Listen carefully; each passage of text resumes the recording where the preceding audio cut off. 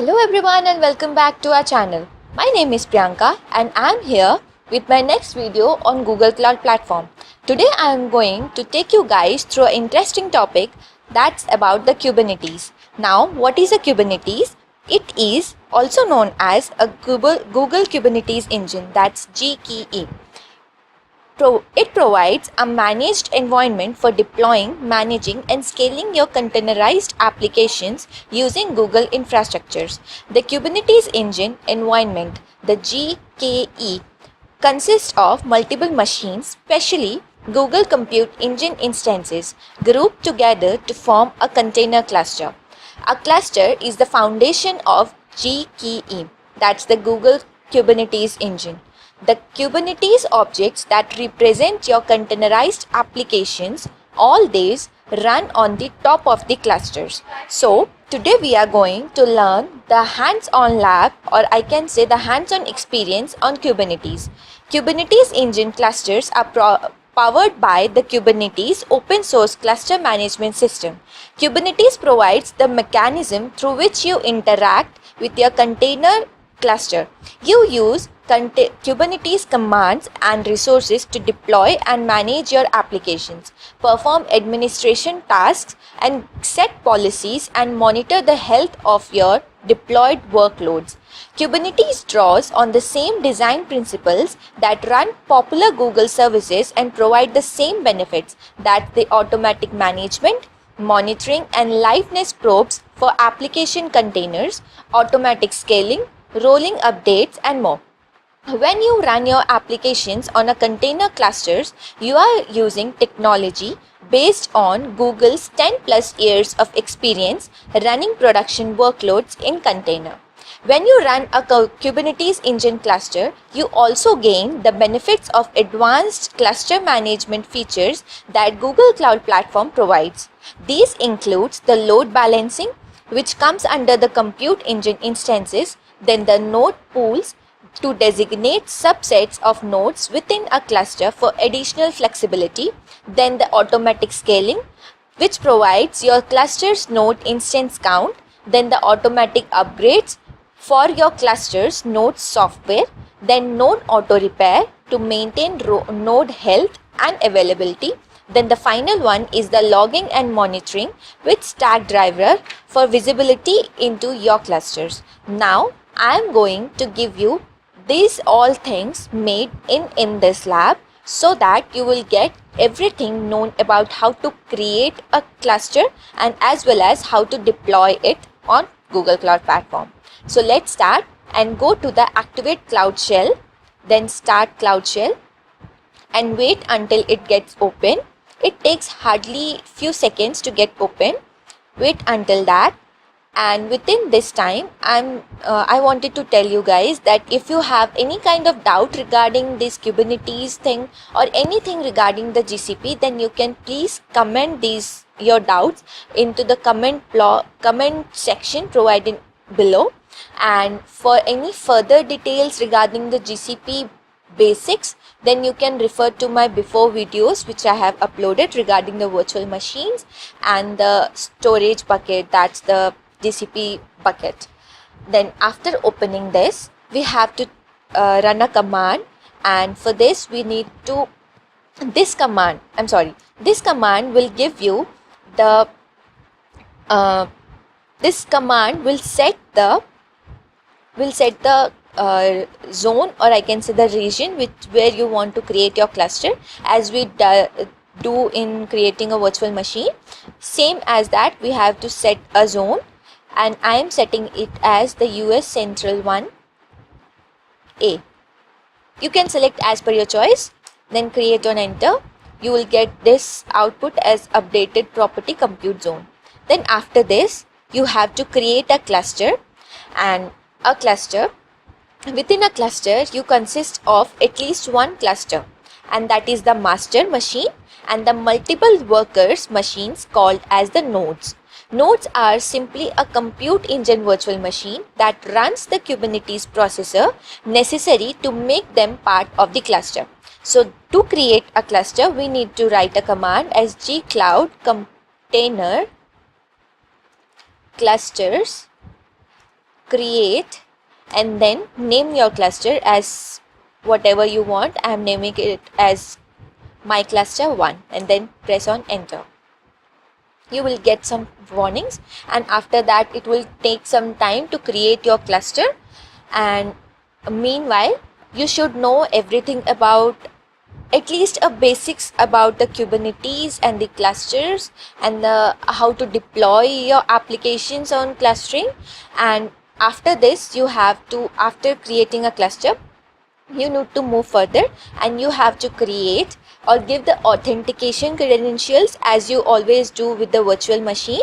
You have to give the authentication if you are working under someone and you want to give the access to your boss, I can say, or if you are the boss of the company and you need to give the authentications to your employees, then you have to set that authentication as admin, editor, owner, and whatever you want to give the authentication to.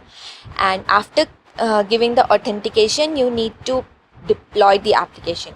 And for this video I am going to deploy a hello app, I can say a hello app, and within hello app we are going to deploy a hello server and within the cluster thing.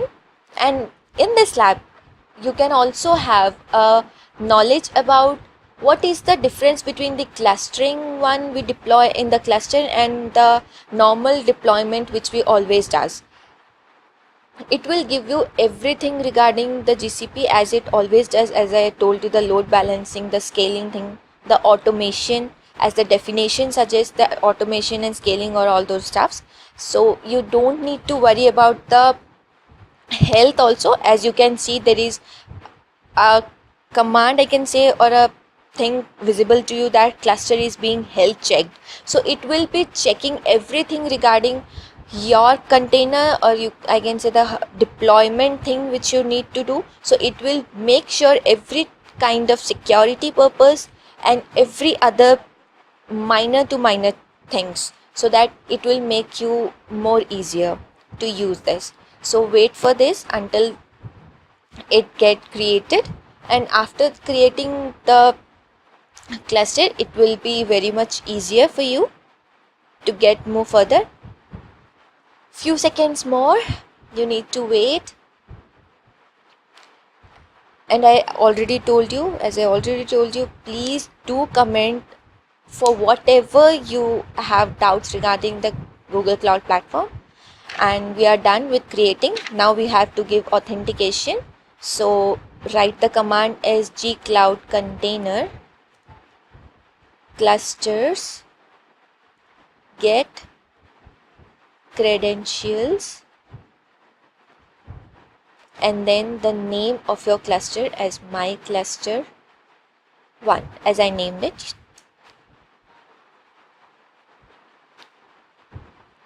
Wait for it, and this is what you are done with. Now we have to deploy your application. As I already told you, Kubernetes engine uses Kubernetes objects to create and manage your cluster resources. So Kubernetes provides the deployment object for deploying stateless applications like web servers. Services objects defines rules and load balancing for accessing your application from the internet. So we need to run a command, and we are going to deploy hello server from the hello app container image. So run the command sqpect l run hello server, then space double hyphen image equals to gcr.io/google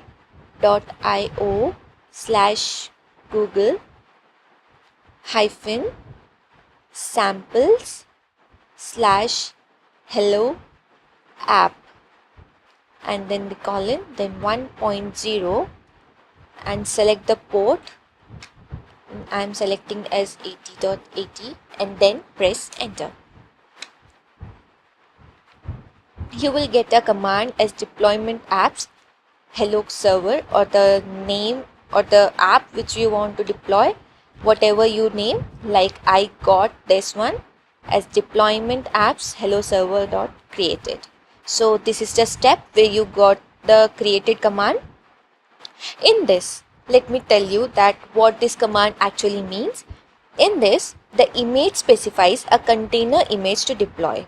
The command pulls the example image from Google Container Registry bucket gcr.io, which I mentioned here as gcr.io Google samples, and within that the hello app, and through this you are getting the hello server thing. So indicates the specific image version to pull. If a version is not specified, the latest version is by default use. Then the port specifies, as I told you, the port that container exposes. After this, you need to create a Kubernetes service, which is a Kubernetes resources that lets you expose your application to external traffic by running the command like kubectl expose deployment hello server space type, which type of thing you need to do. So we are selecting as load balancer. So this is what we need to do. Then click on enter. See, this is the output which you should get, that service hello server exposed. After this, we are, and yeah, why we are typing this as load balancer? It creates a compute engine load balancer specifically for your container. This is what the command means. After this, you have to check whether your hello server is running or not. So we will go to the command as kubectl get service hello server. Press enter and you will get the external IP. Through that you can access your ID in the browser. So just go and copy this external IP and click on new tab and just type there as http colon then the IP address, external IP address, copy paste it here and type 88, the port. This is what you should get as your output, like hello world version host name is this. So now we are done with the creation of cluster. Now we are going to clean up the following cluster so that it will not get any billing charges. So click on, type the command as gcloud container clusters delete and then the cluster name as my cluster 1. Yes. Now click on yes or no. They are asking for the confirmation. Click on Y as yes. And this is what we are done with. We have created a cluster. We have deployed our app as in a web server, the hello server, as we say that hello world, the basic one. That is what we are done, and this should be the output. So let me recall the steps again. Firstly, we need to create an cluster. Within that we have to give the authentication, and within that, after that we have to deploy the app, I can say the application which you want to deploy, and after that we have to check on the expose. We need to give the services whichever you want to give. That I have gave the load balancer. You can give anything which you want to do, and after that we have to get those services through an external IP address, and after getting the external IP we have to go through the external IP and you will done with it. After this, if you are not in a necessary condition, I mean if you don't want to do anything with deployment or like that, and you are using your personal account for your practice, then please make sure to delete the cluster finally, so that it will not give you any charges and it will make you easy for further processes also. For practicing, you can do anything with that, but make sure about the billing charges and all those stuff, so that it will be beneficial for you guys. And this was the final step I wanted to tell you, the deleting cluster one.